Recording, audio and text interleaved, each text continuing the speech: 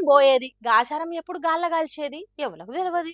ప్రమాదాన్ని పసిగట్టకంటే మాత్రం సావు నుంచి తప్పించుకున్నాడు ఎవల తరం కాదు.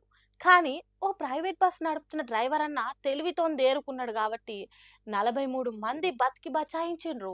బస్సు ఇంజన్ల నుంచి పొగలు వస్తున్నాయి ఏందని బస్సును బంద్ కాపిండట డ్రైవర్ అన్న. దిగి చూస్తే కాలిపోయే డేంజర్ కండ్ల ముంగటగా అనిపించిందట. అందుకే ధనాధన్ ప్రయాణికులను పట్టబట్టి దించిండు. అందుకే ప్రాణాలతో బయటపడ్డారు అంతా.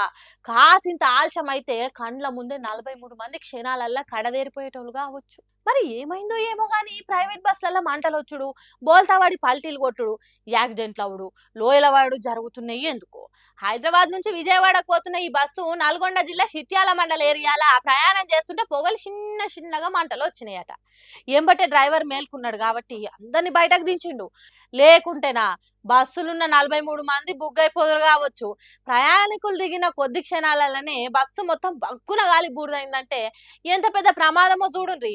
ఈ బస్సులు నడిపేటోళ్ళు పాడే మంది ప్రాణాలతో పరాశకం ఆడుతున్నారు. ఓ ఫిట్నెస్ చెకింగ్ చేసుడు లేదు, బస్సులు బందోబస్తు ఉన్నాయా లేవా అనేది చూసుడు లేదు. ఏమైనా పైసలు ఆపొచ్చిన కొద్దీ బస్సులను గిర్రా గిర్రా తిప్పుతున్నారు, పబ్లిక్ ప్రాణాలతోని ఆట ఆడుకుంటున్నారు. ఈ ప్రైవేట్ బస్సుల ఆగడాలను అడ్డుకునే నాదుడే లేడా? ఇంకెన్ని రోజులు ఈ ప్రమాదాలు? సర్కారు ఏం చేస్తుందేమో పోన్రి.